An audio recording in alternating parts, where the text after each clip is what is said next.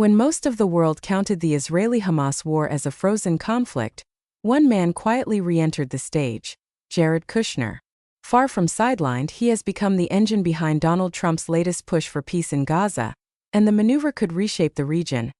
Back in the game once Trump's son-in-law and Middle East envoy, Kushner is again deeply involved, working alongside envoy Steve Witkoff, in architecting a 20-point ceasefire and hostages deal between Israel and Hamas.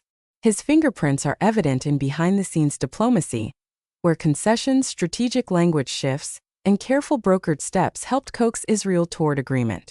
The deal in focus here is what the emerging deal proposes: a ceasefire, with all hostages returned within 72 hours of truce. Israel plans a phased withdrawal from parts of Gaza and commits to humanitarian relief. In return, Hamas would release prisoners and eventually relinquish military control. But some key demands, including full disarmament, remain contested.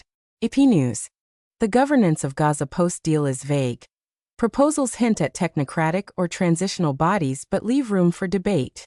Many saw Kushner as sidelined after Trump's first term. But his re-emergence signals more than nostalgia, it is strategic. His long-standing relationships in the Gulf, fluency with regional players, and prior experience give him an edge over lesser-connected diplomats.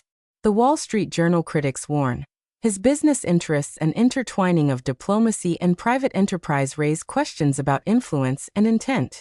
Still, Trump is leaning hard on him, signaling trust that Kushner's return might be the leverage needed to break a stalemate. This peace accord isn't yet sealed.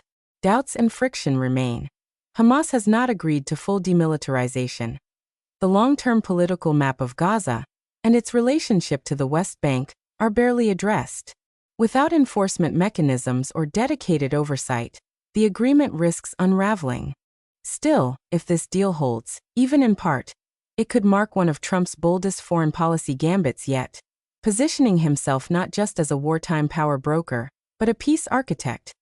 Absolutely. Here's the continuation, keeping the tone gripping, clear, and audience-focused.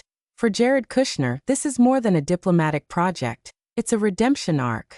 Once dismissed as an inexperienced insider riding on family ties, he's now presenting himself as a pragmatic negotiator who can bridge divides others can't. Behind the scenes, sources describe him as methodical and unflappable, working phones, drafting proposals, and quietly convincing skeptical Israeli and Arab officials that a deal, any deal, is better than endless bloodshed.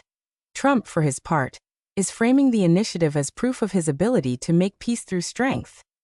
His message: Washington's traditional diplomats have failed for decades. It's time for outsiders to deliver results.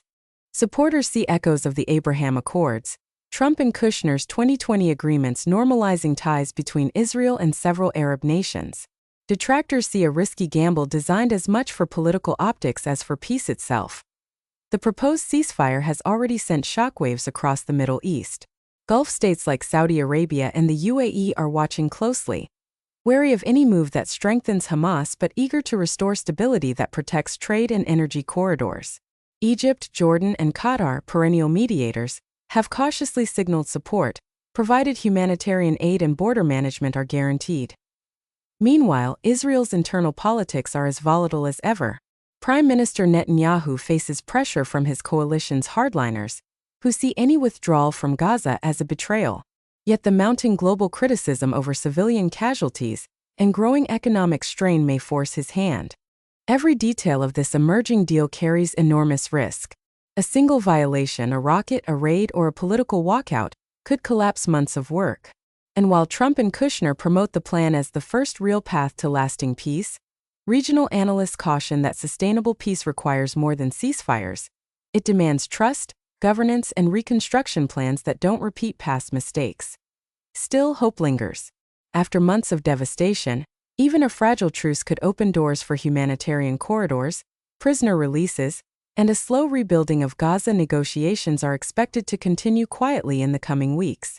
Trump's team is pressing for a signing ceremony before year's end, a moment designed to showcase not just diplomatic success, but political momentum heading into the 2026 United States of America campaign cycle. If it happens, the world will watch closely. Because if Jared Kushner's plan holds, even briefly, it could mark a historic pivot, the return of diplomacy in a region long defined by distrust, and the unlikely resurrection of a man once written off as a political footnote. If you like my news video, then don't forget to like and subscribe to this channel and click on bell icon. See you next latest news soon.